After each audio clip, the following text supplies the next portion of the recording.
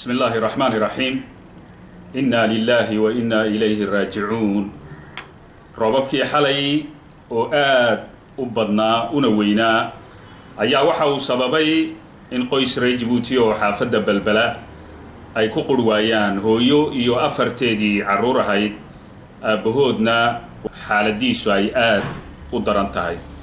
ilaahay waxaan ka baryaynaa inuu jannatul firdaws alaclaa uu geeyo qoyska eheladoodii iyo qaraabadoodii iyo jaarkoodii iyo asxaabtoodiina samir iyo iimaan walaalayaal waad ogtihiin dalkeena inay waqtiyada roobabku ay dhibaato badan ay geystaan inuu doo inay waxaan catastrophe ama dhibaato ay imato waa wax caadi weeyaan oo adduunka ayay ka dhacdaa laakiin se nasiib darradu waxa weeyaan iyadoonan laga tabaabushaysan iyadoonan la isku diyaarinin iyadoo wixii qalab iyo maal ahaaba loo diyaarinin walaalayaal waxaan halkan jecel lahay inaan warbixin rasmi ah aan ka soo saarno oo dhowr qodoba kow taliska waxaan ugu yeedhaynaa inuu joojiyo musuqmaasuqa iyo xatooyaha xoolaha dadweynaha laba inuu ciidamada gurmadka rayidka uu siiyo lacag iyo qalab tayo leh ka tirana baahidooda si ay u gurman karaan waxaan ognahay in tayadoodu ay hoos u taallo waayo qalabna ma haystaan maaliyadna ma haystaan oo dalkeena musuqmaasuqa ayaa jilbaha u joojiyay saddex in gurmad tayo leh oo aan hakad iyo musuqmaasuq ka hufan lala gaadho dadka ku tabaaloobay roobabkaasi shalay ilaa xalay dalkeena ka da'ayay waxaan ognahay xaafadaha kala duwan ee caasimadda haddii ay arxiba tahay haddii ay quartier quartier quartier 3 4 5 jabal 6 meel walba ilaa balbala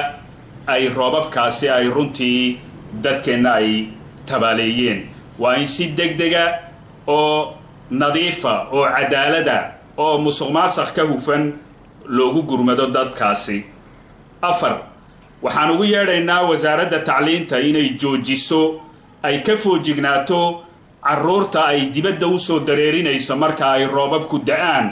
shalay waxa aan la kulannay caruur runtii halis ugu jiray daadadka iyo roobabka waalidadu waa inay caruurtooda soo doontaan ama la xajiyo caruurta iskoolada lagu xajiyay iyadoon ognahay roobkan roobkii ka horreeyay inay dhimasho soo gaadhay laba caruur ay ku dhinteen seesta bulcawsta horteeda shan waxaan ku dhiiri gelinaynaa qaybaha kala duwan iyo maamulka ciidamadeenna qaranka haddii ay militeerka tahay haddii ay gaardiga tahay haddii ay jendaaranka tahay haddii ay kuwa badda tahay haddii ay gaardekoodka tahay haddii ay booliiska tahay inay arrimaha caynkaas ayna ka sugin cid ay amar ka qaataan oo wixii ay qaban karayaan ay qabtaan si degdegana markasta ay iskugu yimaadiin waayo waxaan ognahay in taliska rayidku uu ku fashilmay